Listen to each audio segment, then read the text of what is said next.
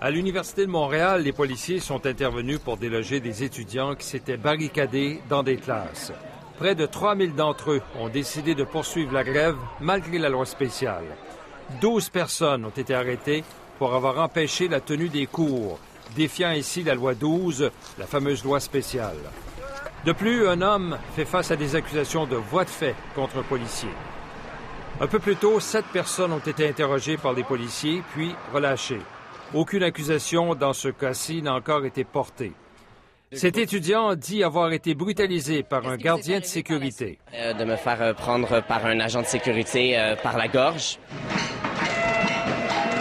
À l'UQAM, des étudiants masqués ont interrompu la reprise des cours. Près de 9000 étudiants ont décidé de poursuivre la grève. Cette étudiante a eu peur. Il faisait du bruit, le flûte, les casseroles, il cognait les bureaux, les chaises, ça criait, ça hurlait. Il était très arrogant envers notre professeur, arrogant envers nous. La tension en monte extrêmement.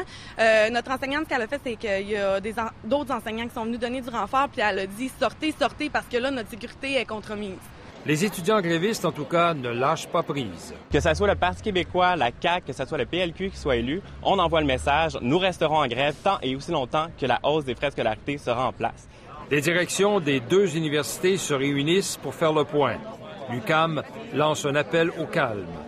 La situation demeure donc confuse pour les prochains jours. Je suis motivé pour retourner dans mes cours, puis s'il y a trop de chahutage, je vais juste sortir, puis attendre encore le calme. Beaucoup de tensions à cette rentrée universitaire et des étudiants divisés. Jacques Bissonnet, Radio-Canada, Montréal.